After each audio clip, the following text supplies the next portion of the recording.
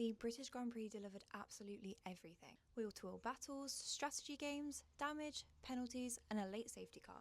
And then one of the strangest finishes we've seen in Formula 1 this year so far. Before the lights even went out, Fernando Alonso stopped in the formation lap, although he managed to get going again and return to the pits. When the race finally started, Charles Leclerc launched brilliantly into the lead, Lewis Hamilton jumped into second, while Kimi Antonelli suffered wheel spin and dropped back slightly. Lando Norris immediately lost positions, George Russell and Antonelli began battling over third, 3 cars ran off in the opening corners, and Oscar Piastri picked up front wing damage before the end of the first lap.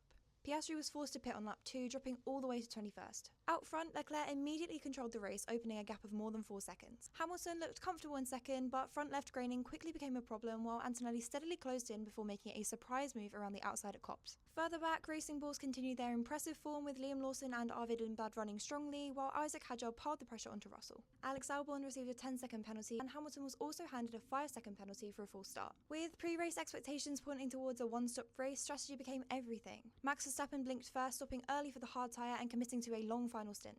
Ferrari brought Hamilton in to serve his penalty, and Russell boxed on the same lap. Antonelli stayed out far longer than everyone else and repeatedly questioned Mercedes over the radio, worried about another costly undercut after the last Grand Prix. When he finally stopped on lap 35, he rejoined in a fantastic position thanks to a 10-lap tyre advantage over Leclerc. Then everything unravelled. Antonelli began setting purple sectors before suffering a suspension failure after running over the curb at Copse. He desperately tried to continue despite severe steering and aerodynamic damage, even being handed a 5-second track limit penalty while fighting to stay inside the points. Verstappen shockingly crashed into the gravel at Stowe, bringing out a full safety car. Leclerc took the opportunity to fit soft tyres, Hamilton came into the pits after, and Russell stayed out to inherit second, and the entire field prepared for one final lap.